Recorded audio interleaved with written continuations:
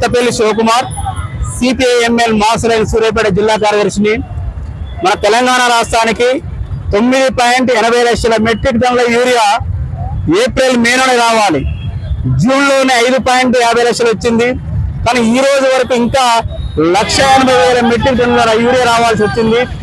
రావాల్సిన యూరియా రాకపోగా వచ్చిన యూరియాని black market లో రైతులను ఇబ్బంది పెట్టుకుంటూ ఈరోజు యూరియా వచ్చిన షాపుల వాళ్ళు అమ్ముతున్నారు. అదేవిధంగా రాష్ట్ర ప్రభుత్వం ఉన్నటువంటి కొందరు ప్రభుత్వం ఉన్నటువంటి నాయకుల మాటని కూడా యూరియాని వాళ్ళకి దగ్గరలకు మాత్రం వేస్తున్నారు. నిజమైన రైతులకు యూరియా అందకుండా వేస్తున్నారు. ఈ బ్లాక్ మార్కెట్ లో యూరియా ధరను అరికట్టాలని చెప్పేసి అదేవిధంగా తెలంగాణ రాష్ట్రానికి రావాల్సిన 1,80,000 కోట్ల యూరియా యుద్ధ ప్రాతిపదికన మోడీ పంపాలని చెప్పి డిమాండ్ చేస్తున్నాం. ఈ 4-5 రోజులు కనుక ఎప్పటికీ పంటలు ఎండిపోతున్న యూరియా అందక రైతులు అనేక ఇబ్బందులు పడుతున్నారు. రైతుల తరఫున మేము ఖచ్చితంగా రోడ్లు ఎక్కుతాం. రేపటికెళ్ళి ఈ 4 రోజులు యూరియా రాకపోతే మా పార్టీ ఆధ్వర్యంలో రాష్ట్ర రోడ్డు దిగ్బంధనాలు చేస్తామని చెప్పేసి ప్రభుత్వాన్ని హెచ్చరిస్తున్నాం.